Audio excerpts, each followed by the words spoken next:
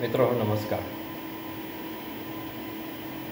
आजच्या विषयाचा सर्वात महत्त्वाचा मुद्दा असेल तर तो म्हणजे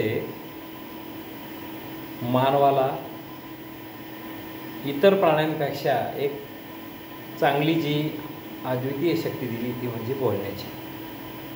आता बघा, प्रत्येक माणूस असेल त्या माणसाच्या आतमध्ये मेंदू आहे, मन आहे, बुद्धी आहे. आणि या बुद्धीच्या आणि मनाच्या आणि भावनेच्या आधारे तो काही गोष्टी या विश्वामध्ये करत असतो. ज्या वेळेस एखादा विचार त्याच्या मनात येतो आणि त्या मनाच्या विचारासोबत भावना जोडते, भावनेसोबत त्याच्या मुखातून काही शब्द बाहेर येतात आणि अशी शब्द की ज्या शब्दांचा आपण विचार करताना कधी कधी या शब्दांच्या माध्यमातून चुकीचा पण आपण कधी कधी विचार करत असतो आणि कधी कधी आपण चांगलाही विचार करत असतो. तर एक जुनी म्हण आहे, शुभ बोल रे नाऱ्या.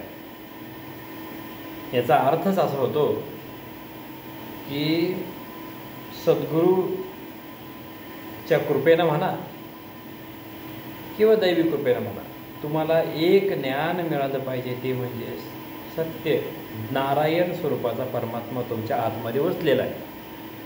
आणि हा परमात्मा आतमध्ये असताना भावनेच्या सोबत तुम्ही जर कधी चुकीचं काही बोलले तर त्या शब्दांना मूर्तिमंत स्वरूप येत असतं.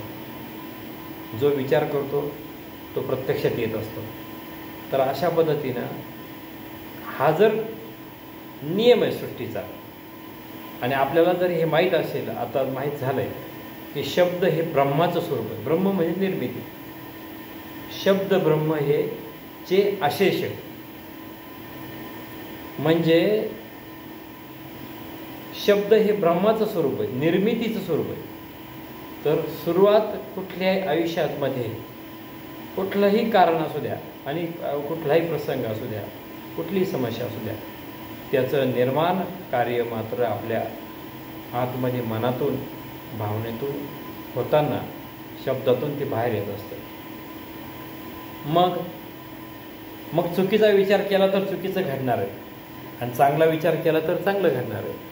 आणि हे जर आपल्याला डेफिनेट आज माहिती झालेलं आहे किंवा यापूर्वी तुम्ही ऐकलं असेल बरंचसं या विषयासंदर्भात, तर कशाला चुकीचा विचार करायचा आपण? जे बी घडलं असेल, कदाचित ती चुकीची गोष्ट घडेल असू द्या, काही असू द्या, परंतु चुकीचं असो अथवा बरोबर असो, जे बी काही घडलं ते तुमच्या पूर्वीच्या विचारांचा आणि शब्दांचा परिणाम आहे. आणि म्हणून जर आपल्याला जीवनामध्ये काही चांगल्या गोष्टी हव्या असतील, जे काही आपल्या इच्छित चांगल्या इच्छा असतील, त्या सर्व इच्छा जर आपल्याला कधी पूर्ण करायच्या असतील तर आपल्याला सगळ्यात महत्त्वाचं असं आहे, आपल्या वाणीमध्ये सुधार करणं गरजेचं आहे. चुकूनही कोणाला चुकीचं बोलणं, कोणाबद्दल चुकीचा विचार करणं आणि चुकीच्या कमेंट्स करणं हे कृपया बंद करा आणि फक्त पॉझिटिव्ह बोला. एखादा व्यायाम करत असेल ना, उदाहरणार्थ, त्याला तुम्ही बोला की तुम्ही वा, काय सुंदर तुमचे शरीरयष्टी आता दिसायला लागलेली, काय हरकत आहे प्रोत्साहन द्यायला, त्याला द्या तुम्ही प्रोत्साहन त्याला. एखादा मेहनत करत असेल त्याला त्याला बोला. त्याला दुसरा एखादा निगेटिव्ह व्यक्ती येऊन काय बोलतो, अरे कशाला एवढं तू मेहनत करतोय, काही तुझं सगळं पाण्यात जातं आहे, किती दिवसापासून तुझे, असं बोलून तुम्हाला काही मिळणार नाही. तोही निगेटिव्ह होणार आहे आणि तुम्हालाही निगेटिव्ह व्हायब्रेशन मिळणार.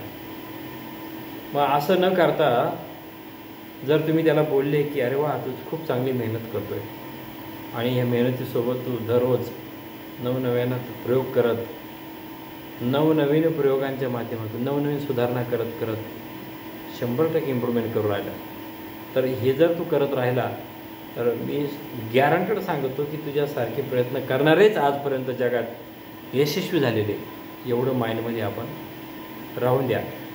आणि शब्दांचा वापर मात्र पॉझिटिव्ह पद्धतीनं खूप चांगल्या पद्धतीनं करा. शब्द ब्रह्माला निर्मितीचं कार्य करायचं आहे ते करू द्या. आणि सुंदर, चांगलं, उत्तम असा विचार प्रत्येकाबाबत करा, स्वतःबाबतसुद्धा करा. एवढंच आजचं महत्त्वाचं विचार आहे. आजचा महत्त्वाचा विचार आहे हा नवा शोध नाही, हा जुना शोध आहे. परंतु हा पहिला कोणता शोध घ्यावा या संदर्भात घेतलेला हा पहिला व्हिडिओ. रामकृष्ण.